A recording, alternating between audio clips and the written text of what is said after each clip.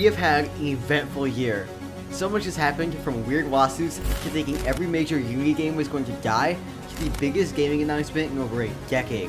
It's a lot to swallow, so I'm going to do my best to summarize the major events and happenings of this chaotic year. Without any further ado, let's start from the top.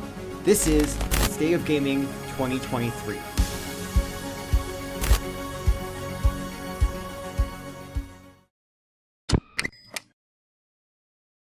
As far as months go, January was actually a pretty relaxed start to the year. Hi-Fi Rush released immediately after being announced, which is increasingly rare these days. Also, Google Stadia shut down, which was a massive letdown for the 5 people that still used it, although it was expected. On the other note, the big 3 console makers shot a fat bird to E3 and just left, never going to come to E3 this year. That definitely won't affect anything later. Finally, the television adaptation of The Last of Us released, and was actually received extremely well. As far as introductions to the year go, this one was solid.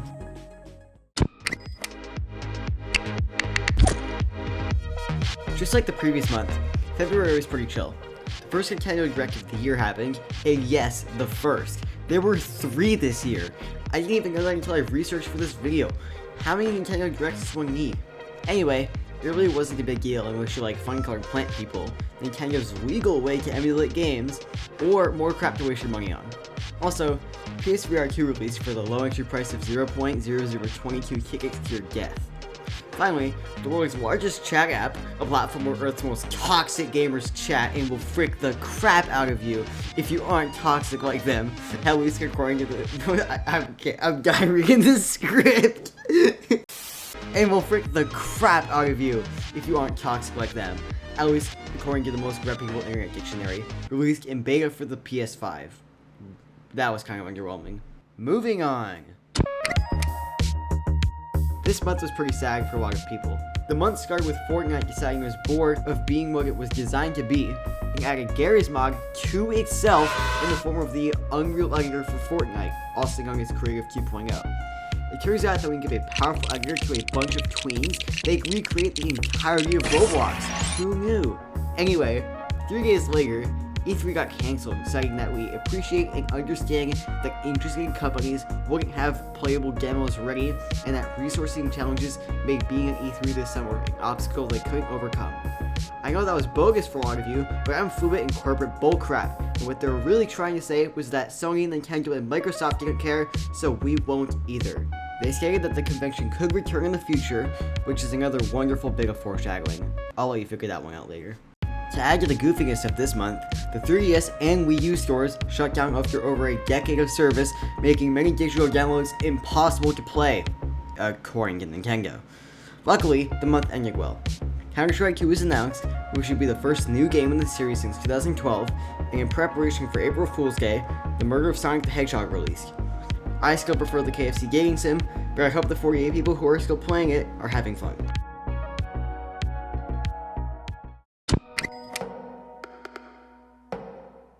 Despite usually being amazing, this month was actually really boring.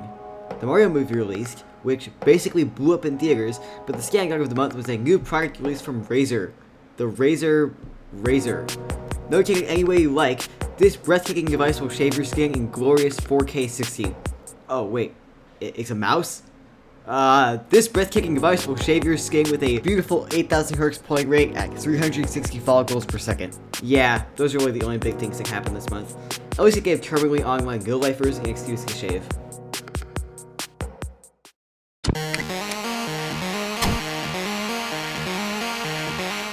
After the UK threw a hissy fit and decided against Microsoft's Blizzard acquisition, the EU decided to be different and help Microsoft by approving the deal, which could potentially convince the UK to do so as well.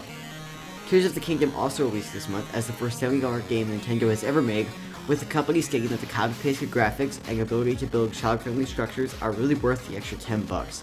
I'm sure pirates agree. Next, the aforementioned haven for grass haggers, Discord, decided to overhaul their perfectly functional and intuitive username system, finally succumbing to the peer pressure to turn every username into an internet noob's best friend like the rest of all social media platforms. All jokes aside, the recognizability of being able to slap or tag any bio and by convention know that people will get what it means is gone now, which is unfortunate. Finally, the Mario movie blew up, becoming one of the few dozen movies to surpass $1 billion in revenue.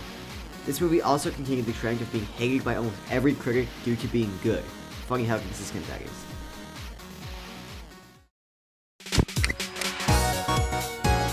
In an unfortunate turn of events for Microsoft, the FTC attempted to legally obligate them to stop the acquisition of Blizzard a mere month before the deadline.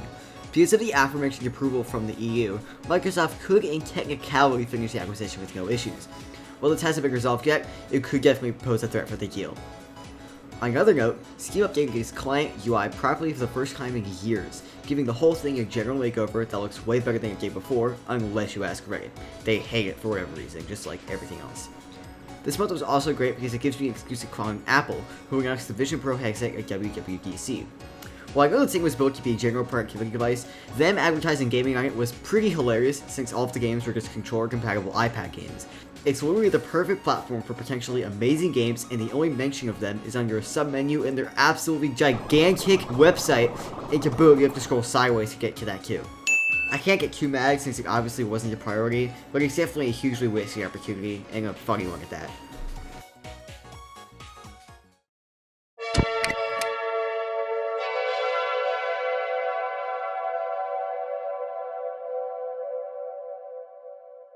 I'm not even gonna lie, this month was goofy as heck.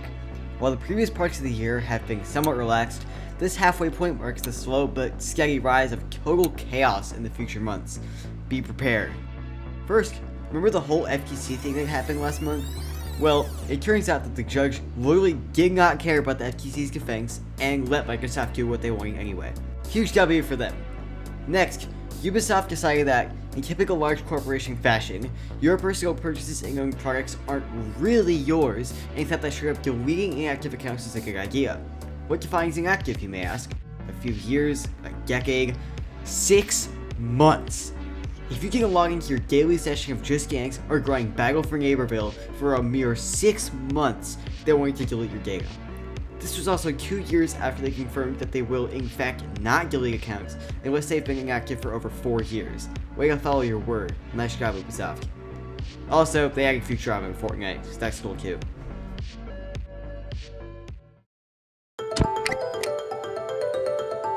Wow, this month was crazy. This marks the turning point where the year devolves from somewhat organized to total chaos. It only gets crazier from here. To start, the voice actor for Mario stepped down, instead opting for the made-up position of Mario Ambassador. His pension is a handful of mushrooms and 15% off Nintendo Online if he signs up within 7 business days.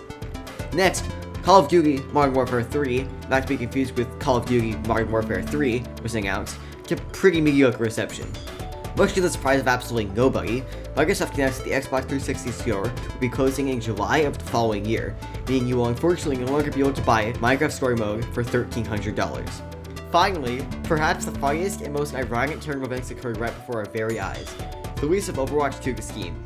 After crawling back to Steam to break down the barriers to make it easier for players everywhere to find and enjoy our games, aka make more money, it quickly became the lowest rated game on the entire platform, with less than 10% of the reviews being positive.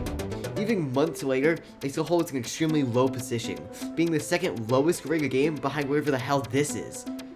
In fact, the general sentiment is so bad that the only positive reviews are just jokes in themselves. This is easily one of the funniest game launches I've ever seen. To say this month was absolutely insane on every level would be an understatement.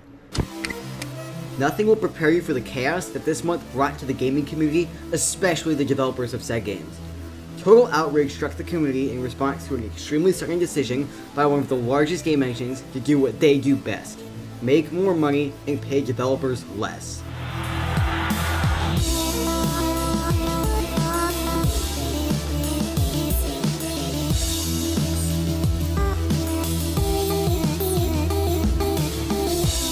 All of those were real messages by real people. I hope that montage that took me way too long to edit did more justice than any explanation could. After that, this month was actually pretty great, I'm not gonna lie. What better way to show this thing with another goddamn montage?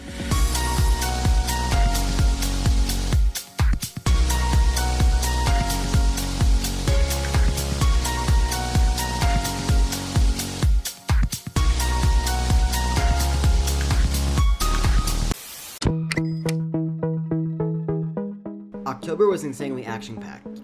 After years of development, the FNAF movie finally released, further continuing the trend of being hated by almost every single critic due to being good, and also having lore that their 99% of your brains couldn't understand. Rocket League announced the removal of trading, which was pretty much the end of the world for screen dwellers worldwide. All jokes aside, I heavily disagree with this change, as it was detrimental to a large portion of the casual player base. Nintendo also announced that the online services for the Wii U and Nintendo 3DS consoles would be shutting down in April of 2024, which marks a sort of symbolic end to the lifespan of these consoles. Even with these sad events, this month still had positives. Roblox released for the PlayStation over half a decade after releasing for the Xbox, Super Mario Wonder released, and Assassin's Creed Mirage released. After the interesting trials throughout the previous months, Microsoft officially completed the acquisition of Blizzard. And, in what was closure to many developers, the CEO of Unity left the company after the previous drama. Finally, Minecraft hit the milestone of 300 million copies sold, meaning it is 6% of the way to being sold more than the Bible itself. Wow.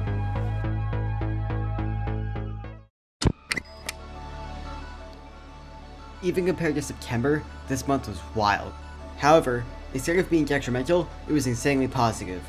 The Steam Deck OLED revision was announced, Fortnite hit its top player count of all time with the release of Fortnite OG, COD Modern Warfare 3 released to insanely hilarious reviews, This Dinky Paperweight released, Lethal Company released, taking the world by storm, and finally, the one event that seemed more impossible than the Queen's death, that always lay just out of possibility, happened.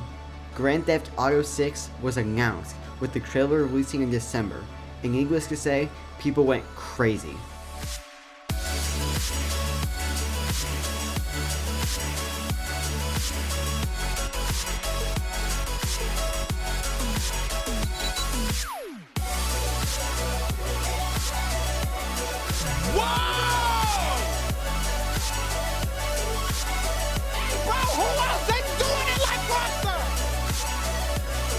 Oh my god.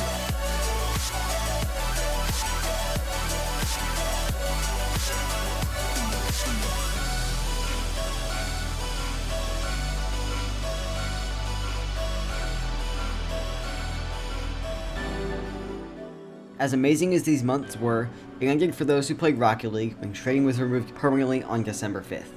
But hey, at least we got a half-baked Fortnite minigame to replace it. In what was sad for basically nobody, E3's live support was finally unplugged after literally not even happening for the past couple of years. The Last of Us, the day before, launched in what was yet another hilarious game launch.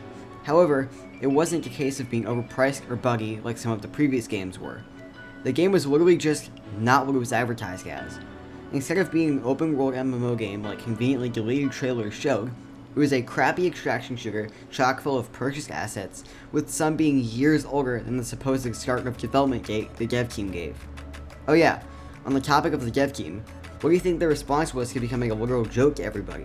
Did they A. respond and apologize for the poor launch, promising to address issues, B. stay silent but release patches to improve the game and bring up ratings, or C. delete everything, cancel the game, and shut down their entire studio from one day to the next? If you've been following the situation, you'll know it was C. I'm not even kidding. Finally, Geometry Dash 2.2 released, after being in development for over 50% of the game's lifetime. What an end to the year.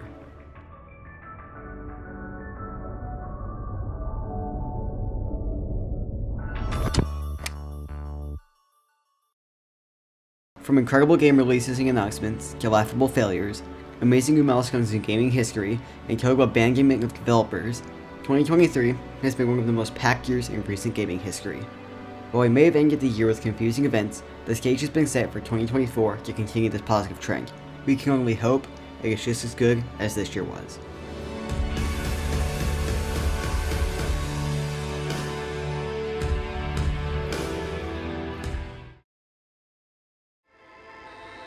That's all for now. I hope you enjoyed the video. Happy New Year, and I'll see you next time.